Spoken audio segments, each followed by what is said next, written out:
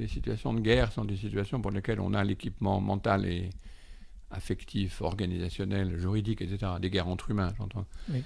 Tandis que les guerres pour et avec et contre des êtres qui sont les mêmes humains, mais attachés à d'autres territoires, on n'a pas de tradition, c'est nouveau. Personne ne s'est jamais posé cette question avant. Et donc les guerres climatiques, si on veut, sont des guerres plus compliquées à mobiliser, en plus du travail des lobbies pour qu'on s'intéresse à rien. C'est vrai que c'est compliqué de toute façon de se dire, mais on est en guerre contre qui ? Et quels sont nos alliés et nos ennemis ? C'est une des choses que j'essaie de faire dans le livre, c'est-à-dire reprendre la question de la politique à partir des guerres climatiques. Et donc reparler de guerre, mais pas parce qu'on va s'égorger forcément, quoique ça peut arriver aussi. Si on a la moindre menace sur un territoire classique, on sait comment réagir, que ce soit je sais pas, l'Ukraine ou la Syrie.